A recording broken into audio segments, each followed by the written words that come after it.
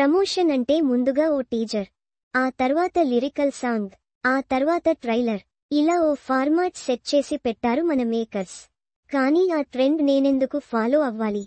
Trend set చేస్తానంటున్నారు నితిన్. ఈ మధ్య బాగా వెనకబడిపోయిన ఈయన తమ్ముడుతో సత్తా చూపించాలని చూస్తున్నారు. ఈ సినిమా కోసం న్యూ ట్రెండ్ సెట్ చేశారీయన.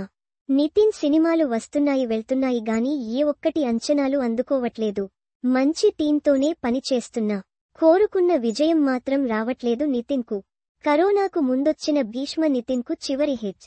ఆ తర్వాత చేసిన రంగ్ దే, మాస్ట్రో, చెక్, మాచర్ల నియోజకవర్గం, extra ordinary man, robin hood దారుణంగా నిరాశ పరిచాయి.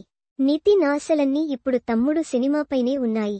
వేణు శ్రీరామ్ తెరకెక్కిస్తున్న ఈ చిత్ర ట్రైలర్ విడుదలైందిప్పుడు. చిన్న టీజర్ కూడా లేకుండా, ఒక్క పాట కూడా రాకుండా డైరెక్ట్ ట్రైలర్నే విడుదల చేసి ట్రెండ్ సెట్ చేశారు మేకర్స్.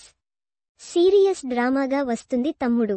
అక్క మాట కోసం తమ్ముడు చేసే పోరాటమే ఈ చిత్ర కథ. రొటీన్గా పాటలు, డైలాగ్స్ అని కాకుండా డిఫరెంట్గా ఈ ట్రైలర్ను కట్ చేశారు. స్క్రీన్ ప్లే బేస్డ్ సినిమాగా దీన్ని తెరకెక్కిస్తున్నారు దర్శకుడు వేణు శ్రీరామ్.